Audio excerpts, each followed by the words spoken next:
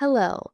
In this recording of our Justia webinar, From Errors to Legal Ethics, A Lawyer's Guide to Navigating Mistakes, Tracy L. Kepler guides us through attorneys' duties related to error disclosure, what those duties entail, and why it's crucial to take them seriously. Remember, if you'd like to see more Justia videos on law practice and legal marketing, be sure to subscribe to our channel. Thanks so much, Lavinia. I really appreciate your help in getting things started. And to all of you out there who are joining me, thanks for coming along on this ride of errors. I think it's actually ironic, or Murphy's Law, if you will, that one of the errors I'm having today is with my camera. And so instead of seeing me live, instead of seeing me gesticulating and, making faces and talking along with you, you have this lovely photo. And for that, I apologize. But like I said, we're talking about errors. Yeah, right. And I think part of that discussion is, it's not easy being a lawyer, right? A lot of things happen to us every day. Oh, here's my information if you want to reach out to me. But as you can see, it's not easy.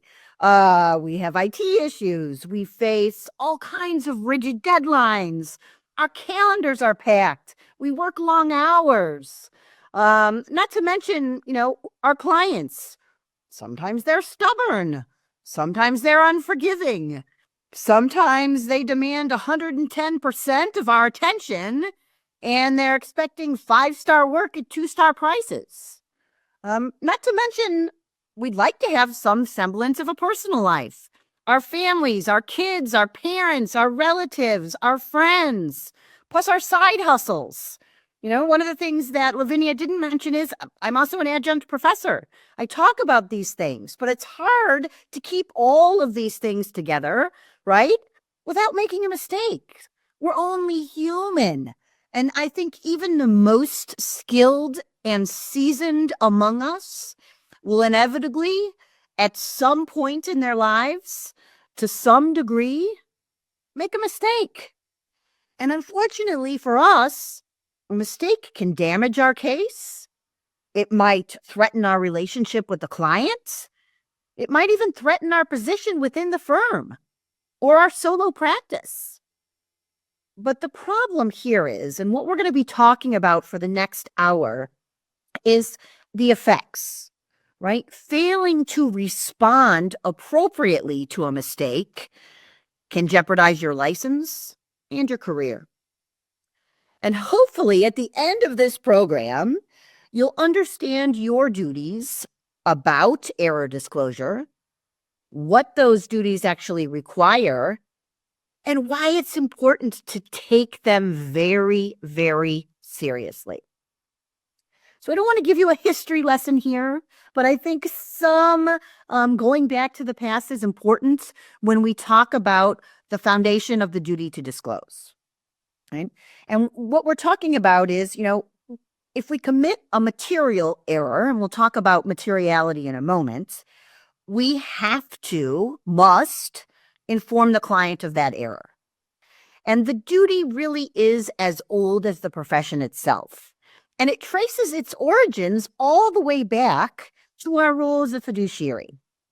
The Eighth Circuit Court of Appeals has actually characterized the common law duty to disclose errors as, and I'm reading here, a corollary of the fiduciary obligations of undivided loyalty and confidentiality, that an attorney actually owes their client, reasoning that, look, the client has to be aware of acts or events that, are within the purview of their case, and circumstances that actually limit the attorney's ability to ethically continue the representation. All of these, historical common law duties for us, luckily, have been codified in the American Bar Association Model Rules of Professional Conduct, and then again to your state's rules of professional conduct. And the first rule that we're looking at is Rule 1.4, the duty of communication, I should say, and the various subsections. And one of those duties is to keep the client reasonably informed about the status of the matter. Another one is to provide information necessary to permit the client to make informed decisions regarding the representation.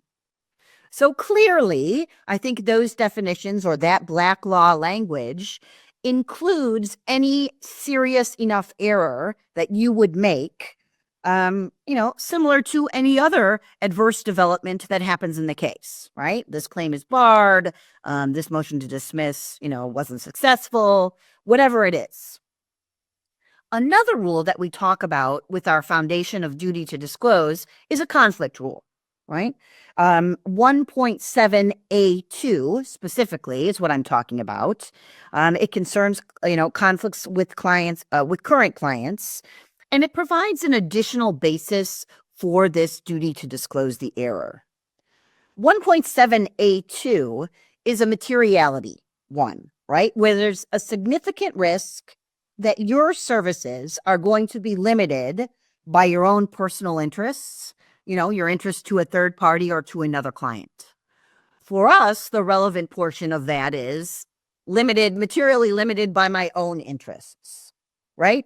If there's a malpractice action or somebody is questioning, whether you violated the standard of care in a matter, you, of course, have a personal interest in avoiding the stress and cost of a legal malpractice suit. Let's let it not go forward. And how does this interest then actually interfere with the representation?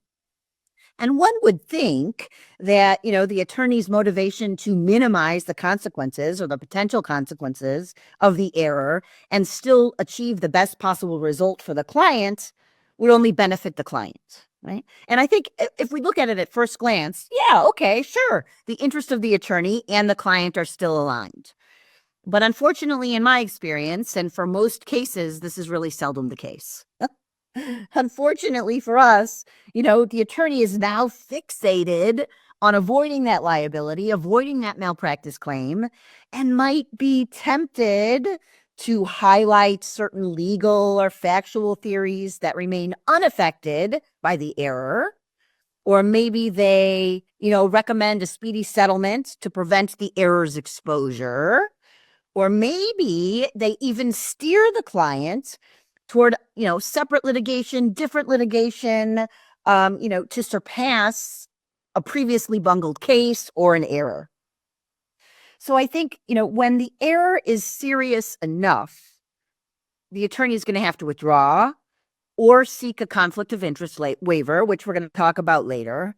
But both of those are still going to require the 1.4 duty, which require the disclosure of the circumstances to the client. So what triggers the duty? We've agreed, we've talked about, look, we have a duty, but what is it? What triggers it? I think it's a difficult task. And I think the more difficult task is making that determination as to which errors are actually going to give rise to the duty, because I think there is a gradation. Luckily for us, we have some ethics opinions, and many of the ethics opinions have tried to provide some clarity in this regard. And they say, errors must be significant, serious, or material. But all of those words and all of those definitions, kind of like the word reasonable, leaves a really big, sizable, ginormous, if you want to go that far, gray area. Recognizing, all of this brings confusion and, uncertainty with regard to ethics or error disclosure, the American Bar Association issued a formal opinion, number 481, back in 2018.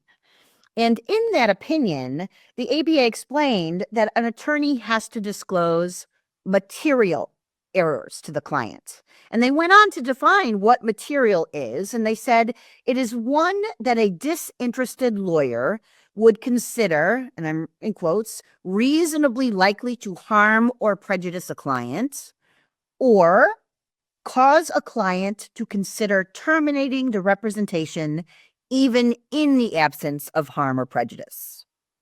Now, I think that still leaves some room for ambiguity. And like, as I said, whenever you bring the word reasonable into it, it just exposes that ambiguity.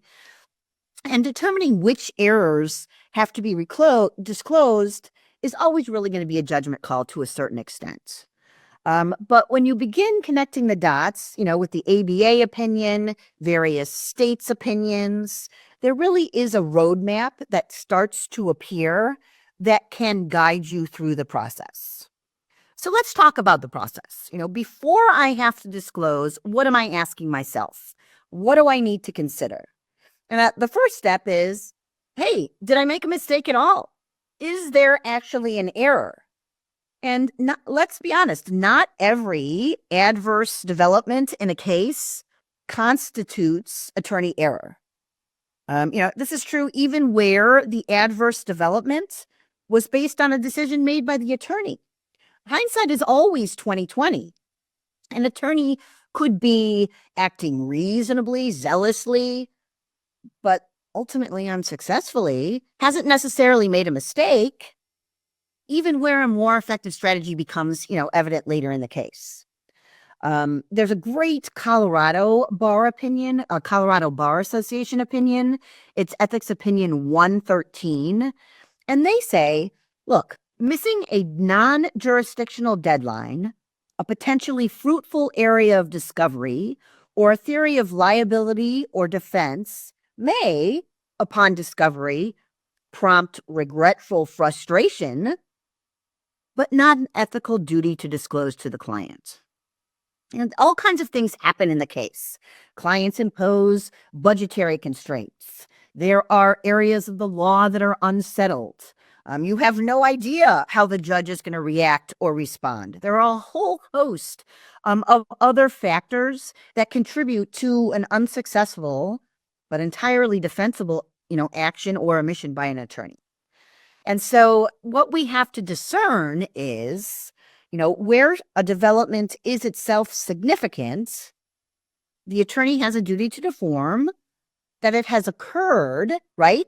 This has happened, but it may not necessarily be an actual mistake or an error. It's just a fact, and this happened. So the next step, what do I do next? If I determine, yes, look, I've made a mistake, it's something that needs to be revealed, is the error likely to harm or prejudice my client? So let's take this. Let's assume that you have committed an error, right? You've made a mistake. You acted or you failed to act optimally, and not because of forces outside of your control, but because you just misinterpreted the law, right? Or you failed to adequately prepare, or you were multitasking and you lost your concentration in a way that you probably ought not to do. Even in this case, this attorney, in this circumstance, you may not be ethically required to explain to the client that you made an error. Is there a chance that this will harm or prejudice the client?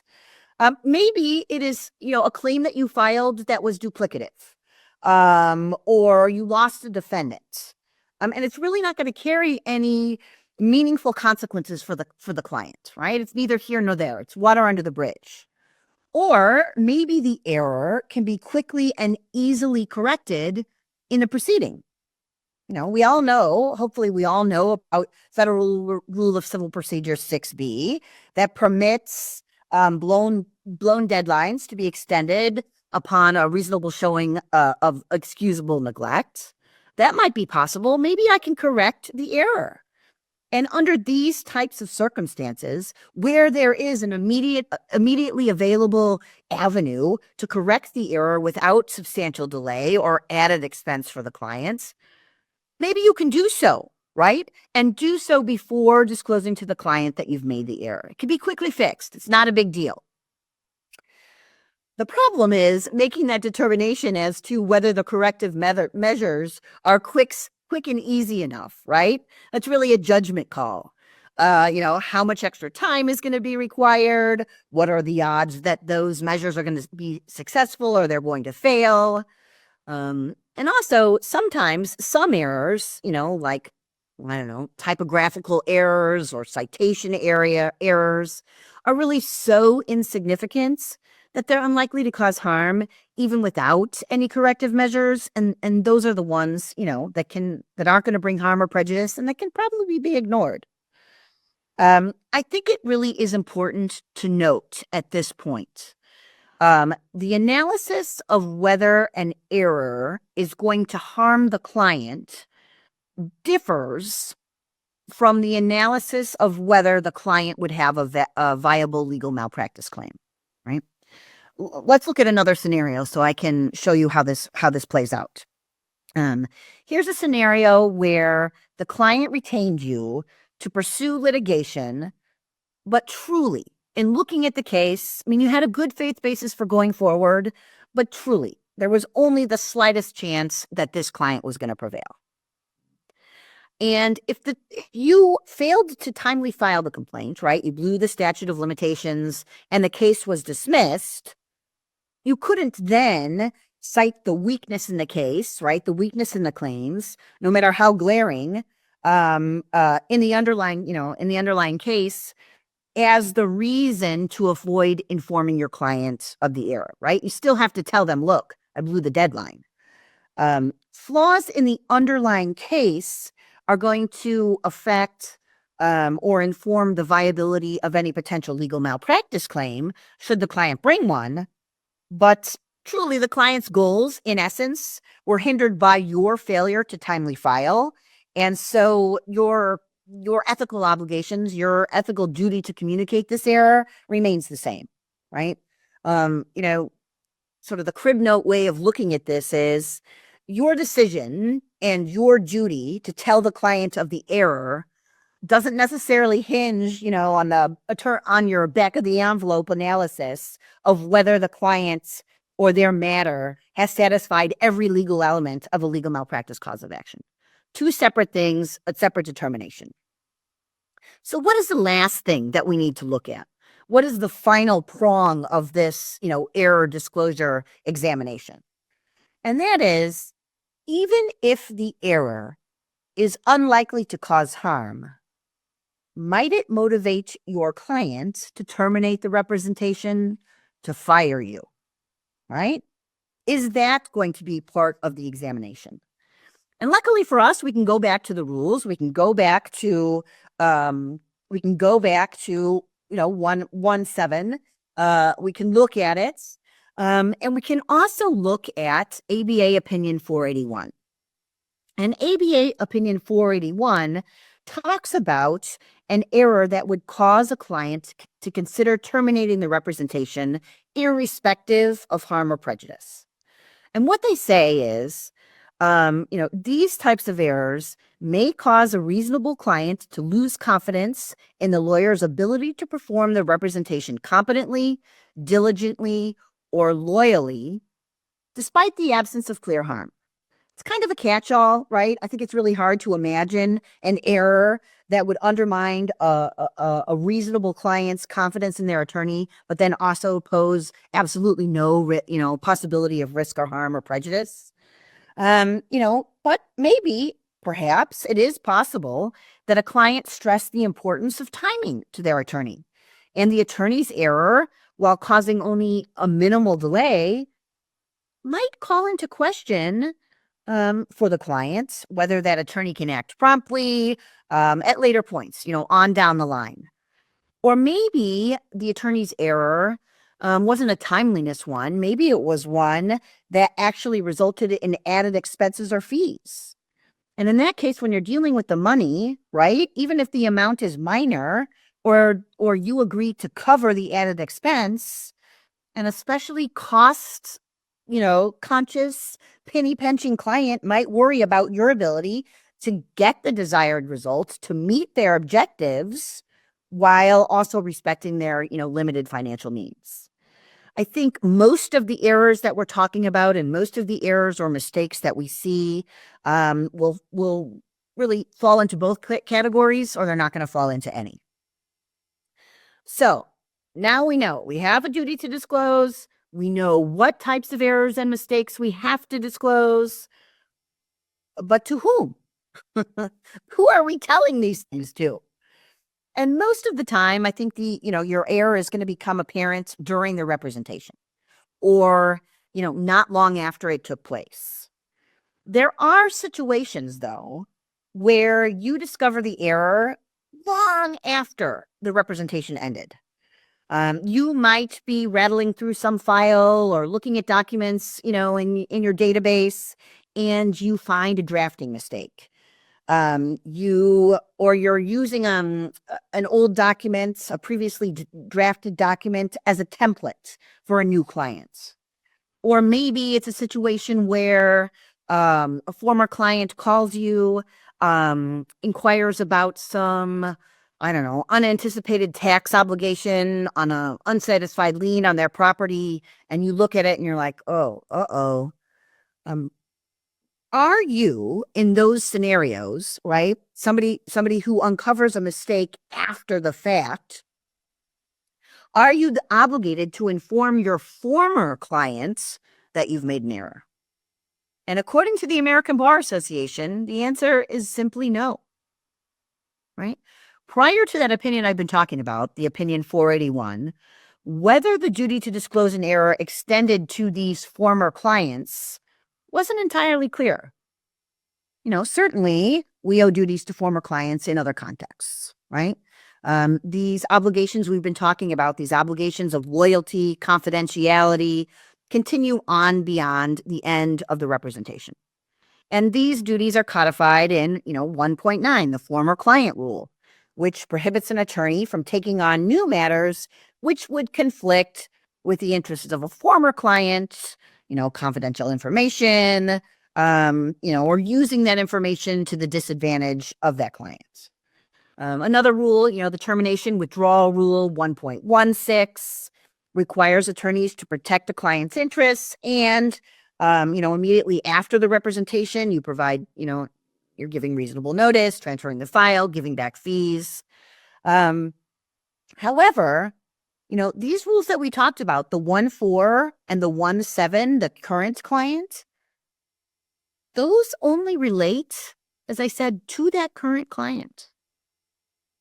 And Model Rule 1.4 is actually completely silent on former clients, both in the comments and in the rule itself. And quite frankly, there's nothing in the legislative history of Model Rule 1.4 to suggest that the drafters intended this rule to apply to any prior representations. So from a practical standpoint, their legal interests, after the representation has ended and after the client has stopped paying fees, it wouldn't be realistic or particularly fair to have to do that. And so, hence, we have the rule. I think the problem comes in, and the problem oftentimes comes in for most attorneys, is, making this determination. What is the determination? Making the distinction between a current and a former client. That distinction is critical. Exactly when this transition occurs is usually obvious, but not always. When an attorney formally withdraws and completes that client's objectives, as you've hopefully defined in your engagement letter, or you get fired, right, the representation ends, right? And it should be apparent to both you and the client that it's over. However, sometimes, the scope of representation is blurred. And sometimes the representation is ongoing. Like if you agreed to handle all the legal matters for a client or all the legal matters, in a specific practice area, then you're going to have to make this determination. Is this a current client as far as this error disclosure requirement goes? Even if there may not be any pending matter or project, is this still a current client relationship? There's a scenario where the client, where the initial objective was actually completed, And then, the client you never sent a termination letter.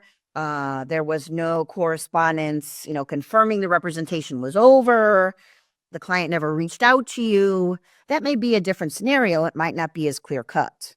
And this is where I always like to say, my asterisk and my best practice tip. This is why written engagement letters and closure letters are vital to ensure that your former clients know that they're actually former clients, right? That this matter is over and we are done. Please come back to me when, your legal services so require, but on this matter, we are done. So what do you say, right? Okay, so it's a former client. Right? You've made this determination. What do you say when a former client calls to inquire about a problem from your previous representation or your previous, engagement? And in that situation, luckily for us, we have additional ABA model rules that we can look to, third-party rules. Specifically, I'm talking about the Series 4 rules, and in this case, 4.3, which talks about an attorney's obligations, or I should say more appropriately, interactions with an unrepresented person. If it is clear that this former client misunderstands your current role, maybe they think that you still represent them, you must take reasonable efforts to correct that misunderstanding, right?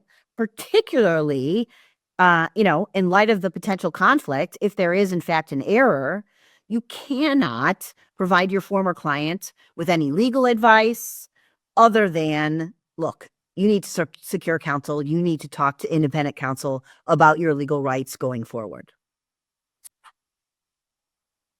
So what about intra-firm discussions? When you're talking to counsel, general counsel, your ethics counsel, whether that's an in-house person or somebody that's contracted on the outside. How do we handle those conversations? And I think navigating error disclosure and addressing conflicts of interest get complicated really, really fast. And lawyers who are staring down at a lawsuit are oftentimes prone to the same brand of fear and uncertainty as any other potential defendant. And when you recognize the need for prompt, impartial, dispassionate advice when you're responding to potential malpractice issues, a lot of firms, whether they be big firms, boutique firms, small firms, or even solo practitioners, have either designated an in-house ethics counsel or they contract with an outside ethics counsel to provide this type of guidance, right? A sounding board, somebody I can talk to in times of need. And while this is a really effective way to avoid missteps, you got to address the risk before an error occurs that these communications that you may be having at some point in the future, these communications that you're having with general counsel, ethics counsel, whoever it is, might be discoverable in a legal malpractice action. The trend on this has really, or the tide on this has really changed. There was a case way back in 1989. It was Sunrise Securities litigation that basically said, look, they're not privileged. Right? They said, the client is entitled to this information. The lawyer was seeking advice, for the client's benefit. So the client ultimately should be entitled to share in that advice. However, in 2011, things changed a little, right? And that was with the Southern District of Ohio's 2011 decision. The case is Tattletale Alarm Systems versus Calfee, Halter, and Griswold. That was one of the first cases that declined to follow the Sunrise Securities lines of cases. And all of the sort of shared information theories that they espoused. Luckily, the trend now is that this information is protected. However, there are certain steps that a lawyer must take to qualify for this protection. The first one is the court is going to want to see evidence of a formal relationship, whether that be in-house, ethics, or general counsel position. And the firm needs to consistently and routinely direct issues of firm liability to the same attorney or the same group of attorneys for guidance. I mean, formality and consistency are your best friends. They are going to underpin the notion of a genuine sort of attorney-client relationship between the in-house attorney and the consulting attorney. If you have unwritten or rotating designations, or having, too many cooks in the kitchen, having too many attorneys involved, this sort of behavior, this sort of conduct may actually dissuade a court from upholding the privilege. Second, to alleviate all the conflict of interest concerns, the attorney who serves as the ethics counsel should not have performed work for the client in question in the underlying matter where there may be an error or mistake at issue. Where the firm has designated multiple attorneys as in-house counsel, attorneys who are associated with the client's matter should not be participating in these discussions, right? And where a firm has a single ethics attorney, the firm should also have a pre-designated alternate just in case that one person might be involved or might have some connection, might have some tangential responsibility. And I think it may go without saying, but the ethics attorney should also not be billing the client for their services as intra-firm counsel. Third, the firm should remain cognizant of its obligation to promptly inform the client of the error. The duty under 1.4 doesn't go away. And here's the problem. You're consulting with in-house, you're consulting with GC, a lot of time goes by since the time the error was made. Yikes. Too long of a delay between the in-house consultation and the disclosure may cause unnecessary harm to the client, or more importantly, and here's where this, judicial determination will be made, more importantly, you may risk creating an adverse inference about the purpose of the consultation. So be careful there with the timing. And lastly, separation, right? Confidential and segregated. Communications between the in-house attorney and the consulting attorney must have been made in confidence and kept confidential. Having these conversations, on Teams chats, while walking around the office, in the lunchroom, sharing the discussions with other attorneys at the firm, or blurring this line, between when this meeting ended and another one began, or we were talking about this subject matter and now we've jumped on to something else, really can call into question whether the parties intended to maintain the confidentiality of the advice that was given, which is what's required to establish the attorney-client privilege in this regard. Lastly, documents, notes taken, whatever it is, right? Any documents or notes that have been created as a result of the consultation, as a result of the discussion, as a result of seeking the advice, have to be kept in a file separate from that client's file. I don't want to bore you with too many cases that talk about this, but I think one might be illustrative for these purposes. It was a 2023 case in the Southern District of New York. The case is Bondi versus Wexler and Kaufman. In this case, it was a law firm who sought to withhold privileged communications that was exchanged between the law firm personnel and an outside IT consultant after the firm was sued by a former client for legal malpractice. And just so you have a little bit of the background, how it arose, right? The case arose out of a spoofing incident where, a cyber evildoer duped a firm attorney, a Wexler and Kaufman attorney, into sending the cyber criminal money that actually belonged to the client. And in advancing their privilege claim, why they didn't have to turn over these communications, they said, look, the communications that we withheld were made by our attorneys acting as general counsel to the firm for the purpose of providing legal advice to the firm, as well as the lawyers in response to the spoofing incident, right? What are we doing? How do we go forward? How do we handle it? The problem was one of the attorneys who was involved in this advice getting and the advice giving was also acting as the client's lawyer at the time.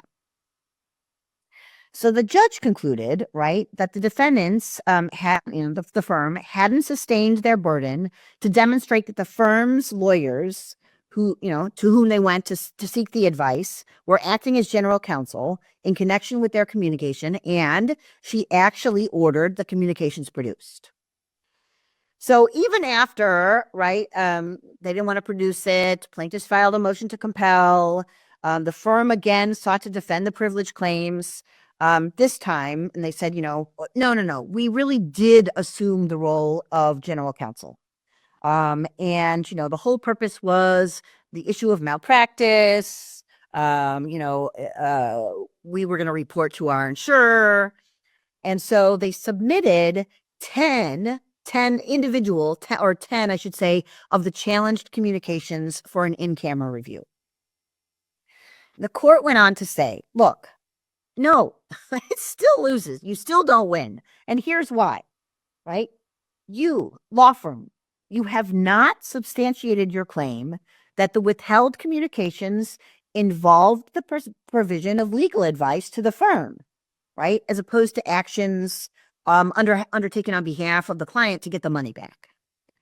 And two, look, you, law firm, are barred from invoking the privilege because ethically, one of the attorneys, Wexler in this case, could not act as general counsel to the firm on a matter involving the client while simultaneously representing that same client, right? Recent case, why these 4 issues, these 4 carve-outs, these 4 things that you need to pay attention to are particularly important. Let's see. So we know what a mistake is, whether it's material, whom do we have to disclose it? Are our conversations privileged and confidential, and how do we keep them so? The next question is, hey, do I have to tell my carrier? Do I have a duty to report? If I've got malpractice insurance, do I have a need to disclose? And I think it's good practice, right? It's best practice to consider contacting your professional liability insurance carrier soon, broad term, very soon after committing or discovering a serious or material, as we've described, error. For solo attorneys or for law firms who don't have this designated in-house counsel or of counsel relationship, ethics counsel relationship, consider it this way. Your insurer may offer risk management services to help you navigate this error disclosure. For me, you heard in my bio, I'm talking to insurers, our insureds, all the time. We actually have a risk control hotline that's staffed by licensed attorneys that where attorneys can call, attorneys who are facing a potential claim of any risk control issue, ethical issue, or if they've made an error and they don't know how to handle it. We can talk about it. We can walk through best practices. We can talk about your ethical duties before you have to make a decision. And I think it goes without saying that every LPL policy is going to require either an individual or a firm to report a claim. Right?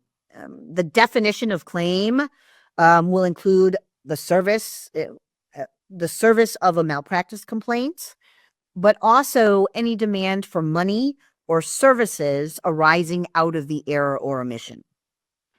Policies are also going to require timely notice of disciplinary complaints as soon as possible, and you really want to give notice to the carrier as soon as possible. A reasonable amount of time. What does that mean? It's so hard to quantify, right? A reasonable amount of time to ascertain the facts and to decide whether to report a claim is understandable. But here's the thing, and this is where a lot of attorneys get into trouble. Not only do they take the time to decide, but then they take a next step. And then they try to resolve the claim or to settle the claim directly with the client or the former clients before notifying the carrier. And that may serve to void or vitiate your coverage, and also another ethical rule that we'll talk about in a minute. Potential claims are a little bit different, right? We're not sure if it's there yet. No, there's not been any service, right? Potential claims are generally defined as any act or omission which could reasonably be expected to form the basis of a claim. It's a little less straightforward, right? Claim, service, gotta go, report. Potential claim, not sure. What's within that definition of a potential claim? What are circumstances that might constitute a potential claim? A client who blames you for an adverse decision, or a client who threatens to file a malpractice suit unless you fix, a perceived error, or an attorney who becomes aware that maybe, hey, I violated an ethics rule in the representation of a client. Or even, in some respects, even an attorney who may have made an error, may have made a mistake, but there's no indication that the client is considering a lawsuit. Potential claim. Additionally, typically, when you're filling out your renewal application for your LPL insurance, you are asked whether you're aware of any circumstances that could reasonably give rise to a claim. And that's another point at which, you tell, look, this is what I think, this is what's happening, this is what the status is on the matter. However, outside of the renewal application, a typical, and I'm just speaking generally, a typical LPL policy is not going to require attorneys to report potential claims on an ongoing basis. So, regardless, right, notifying the carrier is going to provide certain advantages.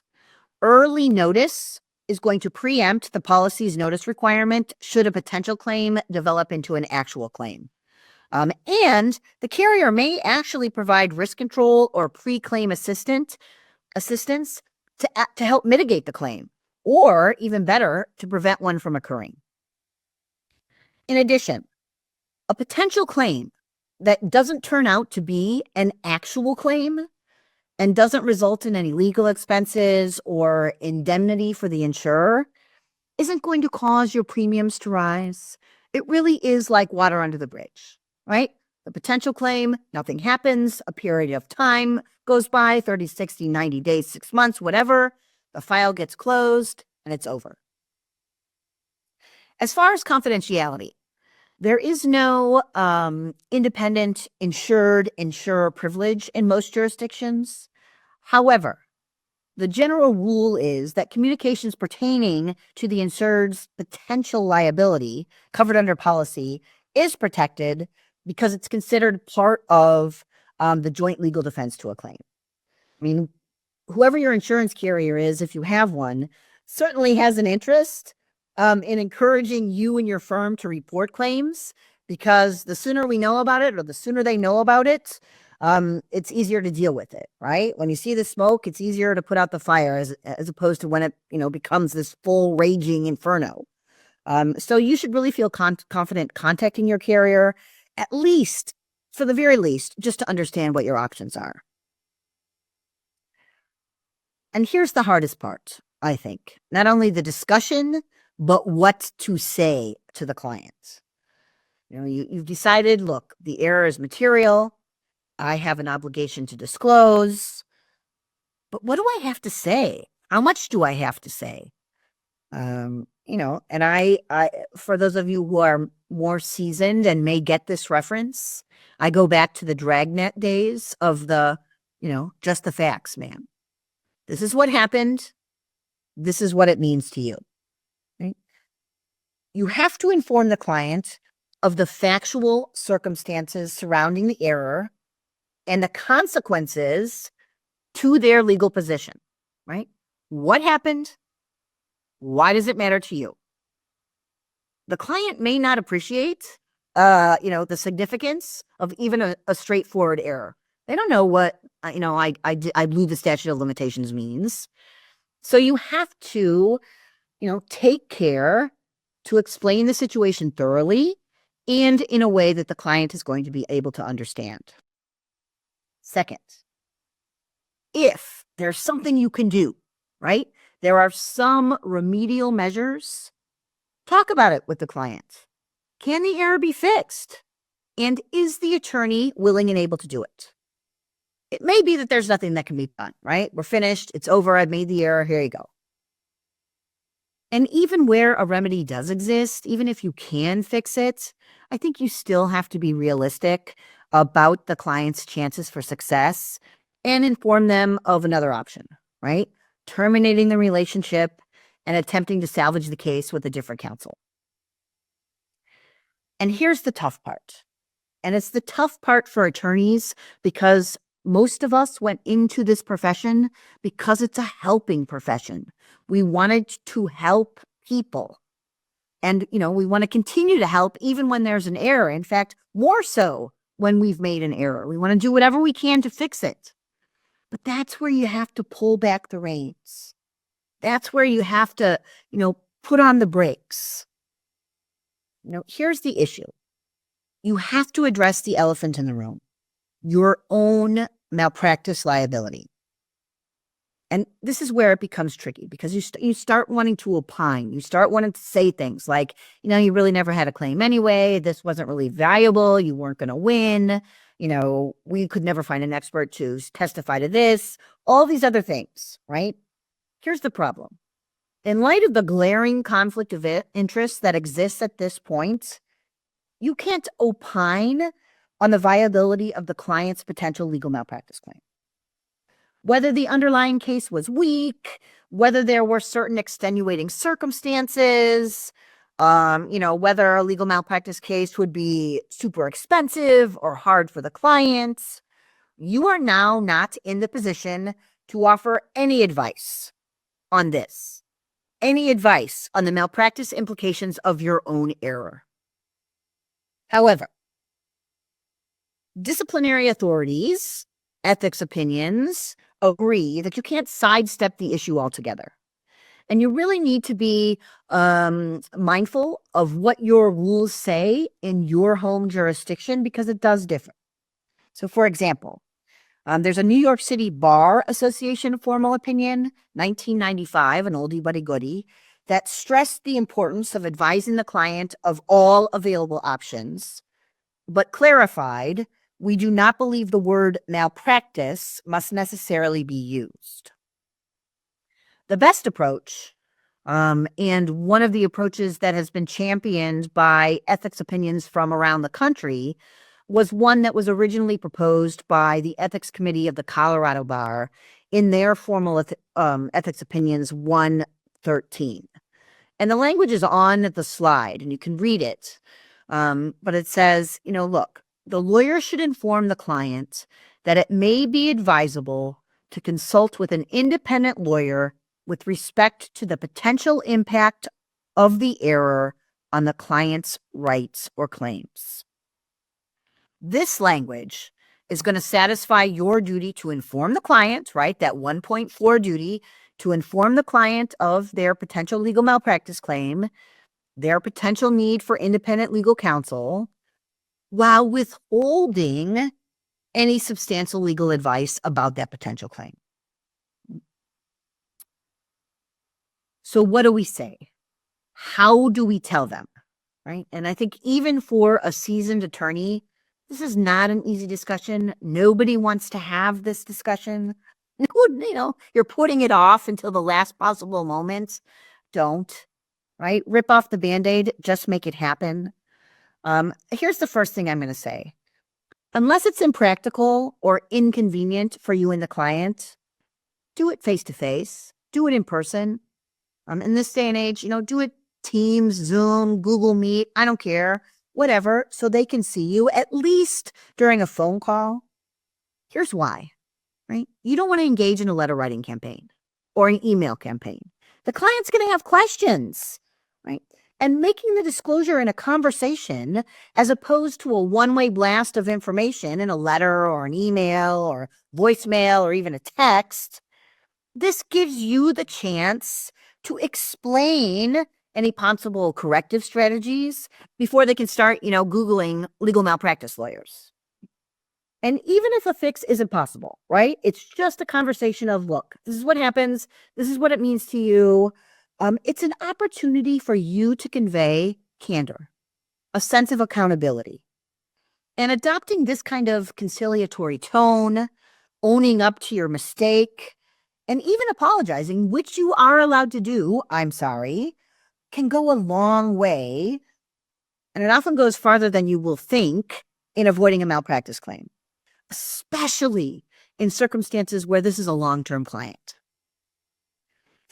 Saying I'm sorry on its own is not going to work against you in a legal malpractice case. And it actually might be favorable or viewed favorably should you find yourself in a disciplinary hearing related to the same issue. Here's the problem, right? Attorneys must not admit liability. There is a critical line between admitting I made a mistake, I made an error, which your ethical duty requires, and admitting liability, which exceeds any ethical duty and jeopardizes legal malpractice coverage. Right? There are a huge variety of extenuating circumstances that may exist that prevent an error from becoming legal malpractice. I made an error, here's what I did, is sufficient. I made an error, and I believe I was negligence, or I believe you have a claim, is a problem. Another problem is any assurance that the client is going to be provided a settlement or otherwise be made whole, whether through insurance or any other means. Right? Every LPL policy is going to contain a clause waiving coverage in the event that the insured admits liability or settles a claim without the insurer's prior written consent. And you have to really take care not to run afoul of this provision. I know that it's something that you want to say, it's something that you want to add to make it all better, but don't. Right? And if you're concerned, reach out to your insurance carrier for some guidance. As I said earlier, settling a claim might also run afoul of the rules of professional conduct in your state, and I'm talking about the 1-8 rules requirement if proper precautions aren't taken. We'll talk about that in just a minute. It has to be prompt, according to Rule 1-4 that we talked about. Duty of communication has to be quickly. And when you delay, it may cause a problem, right? Why did the attorney wait to tell? Was the client harmed by the delay? Should the attorney have known that a delay was going to cause some harm? Once you see the error involving a current client, think about it, look at it, but you got to act quickly. It is appropriate for you, to consult with another lawyer, your firm's general counsel, your LPL carrier before speaking with your client, surely. But, still, after that, contact the client. While the initial, conversation is going to be something verbal, you certainly should memorialize the discussion in a written, dated letter. Not only is this for the client, but it's for you. It's your CYA. It's to protect you should the issue of how, when, or what you disclosed arise in the malpractice litigation. Just be very careful though, because the cautions against these admissions I was talking about of liability or substantive legal advice or opining on the merits of the case are going to apply to this letter, which may later become exhibit number A or exhibit letter A in your malpractice case. You also want to think about, look, is this client entitled to a fee reduction? Like any other profession, if you mess up, you're not going to charge the client additional fees for work that's only necessary due to your error, right? But you could, it is possible to give a refund. Like an apology, a reduction or a waiver of legal fees is not going to be viewed as an admission of liability in a malpractice suit. And quite frankly, it may serve to avoid a claim altogether. However, this is where I go back to this conflict issue. A fee waiver in exchange for a release of liability from the client should only be pursued in consultation with your carrier, or you may inadvertently waive your coverage. So we've gone through all of this. It's time to talk to your clients. You don't want to talk to your clients, and you don't. What are the consequences for non-disclosure? Failing to disclose a mistake to the client is likely to constitute fraudulent concealment. And fraudulent concealment is any act designed to conceal information necessary to a cause of action in order to prevent a plaintiff from bringing that action in a timely fashion, right? Here's the thing. You may have blown the statute of limitations, right? And you may inform your client that the matter was dismissed, but then what you say is not because you blew the date, but you say, it was dismissed on the merits to avoid, that's the reason. We didn't have any reason for going forward, so it was dismissed, right? You say that in order to cover up the error that you made. What does a plaintiff have to show to prove this fraudulent concealment? Look, they have to show that you, the attorney, took active steps towards concealing the action, right? You have to show, it's going to vary, right? You have to show that the attorney actually knew there was something out there, the knowledge of the tort. You have to show that there was some use of deception, right?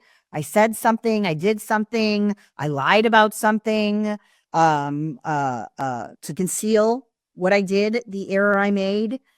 And, the plaintiff has to rely on that deception. Here's the thing, part of it is the effect of fraudulent concealment. It's going to vary, right? Some jurisdictions toll the statute of limitations until the client discovers the cause of actions, while others, simply prevent the attorney from asserting it. Either way, if you fail to inform the client of the issue, the error, you're just delaying the inevitable. Why do it? Why go there? In addition, not only the malpractice case, but you don't want to add on a disciplinary case. You may also become the subject of professional discipline. And while, making a mistake is rarely going to be grounds for discipline itself, the lying about it, we've all heard that expression, right? The cover-up is worse than the crime. It may lead to further damage. It may ratchet up the sanction. It may bring you up and you're fighting something on two fronts. So lastly, what do I want to talk about? Look, we talked about, can these errors be fixed? Is there something I can do? Can the representation continue, or does the representation have to be terminated, and do I have to withdraw? So after you've disclosed this error, both you and your client have some important decisions to make. Can you continue representing the client? Is this, what you both want? Is the trust, is the candor, is it broken? Do we just want to part ways, go our separate ways? It's easy, right? When the representation ends as a direct consequence of the error, right? It was fatal to the claim. However, We talked about the mediation, the amelioration, the fixing. If your client's merely placed at a disadvantage, the error can be fixed. What do I do? Well, we go back to that conflict, right? We go back, we said there was a material limitation. How do we get around it? That's the second part of the rule, the 1.7b. And you can see the steps that are involved in this discussion, in this determination, right? You have to disclose it. You have to go forward. What is the exception? There's still a conflict. How do I get around it? 4 steps. The second and third steps on the slide in front of you are the easiest ones. I would start there. The 1 and 4 are the hardest ones.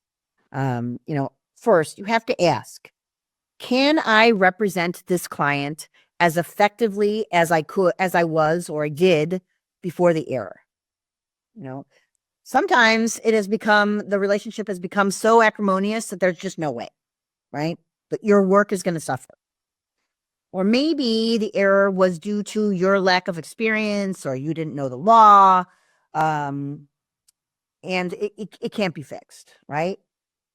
Or maybe, as I said earlier, maybe there's just such a breakdown in trust and communication that that's going to interfere with the work, and you can't possibly have a reasonable belief that you can represent this client competently, diligently, effectively going forward. So you may have to withdraw. In addition, you're going to have to get informed consent in writing. And what does that mean? Well, the waiver, right? A reliable conflict waiver, especially one concerning a personal interest of the attorney, has to be tailored to the facts at hand. And, using a pre-printed form without adding any of the specific details or explanations just isn't going to get the job done. There are several effective components of a waiver. They are all on the screen in front of you. Identifying and explaining the conflict, clarifying, look, what the ethical rules require. I still believe I can provide competent and diligent representation. You have to explain the pros, the cons, the other opportunities, the potential downsides. Look, it's possible that even despite my best efforts, my personal interest may influence me, right? I'm materially limited. You have to talk about the possible detriments. You have to say, look, you are not obliged to sign this waiver. You, in fact, should consult with independent counsel about this waiver. You should be given, give the client a reasonable opportunity to do so, and let them know, look, I'm here to answer any questions you might have about the purpose of the waiver or about the, the work I'm going to do to correct it, but without exerting any pressure, right? Not pressing the client to sign the waiver, because if you do, and if they're under duress, it's likely to render this waiver unenforceable. So the last point, as I wrap up here, and thank you for staying with me. I know I'm a little bit over the hour. For those of you familiar with the legendary college football coach, Bear Bryant, what he said was, when you make a mistake, there are only 3 things you should ever do about it. Admit it, learn from it, and don't repeat it. I think it's hard to do those in any other order, but taking ownership of your mistakes really does allow you to move on with your career, salvage your reputation in the client's eyes, even if you can't salvage the case. And so with that, I will turn it back over to Olivia or whoever else at Justia to take it home. I do see that there are some questions being submitted, so let's go ahead and start asking. The first one we have is, if you make a mistake, why can't you make efforts to correct it? Well, if you make a mistake, certainly you can, right? And I think the issue is, one, the conflict and the materiality, right? If it's something that can be fixed quickly, easily, without harm or prejudice to the client, absolutely, go right ahead. The problem is, if it's something that's material, if it's going to be harm or prejudice, if you try to fix it without having that conversation, without having that discussion, and without getting that conflicts waiver, look at where you are. 2 positions. My position as the attorney is my representation, my ongoing fixing that error representation of that client may be clouded, may be conflicted, maybe, to use the language of the rule, materially limited by my desire not to have a malpractice case. I will do anything, right? I don't want a malpractice case filed against me, which may taint or have an impact upon the zealous, competent, diligent representation of the client in fixing that error going forward. So I'm not saying that you can't, right? You certainly can. But the duty of communication, right, under 1.4 and the conflict of interest is always there. And you have to be mindful of those 2 obligations. Great. All right. So the next question that we have is, can you review what a material error would be that triggers the duty to disclose? Sure. I'm going to give you the most basic one first, right?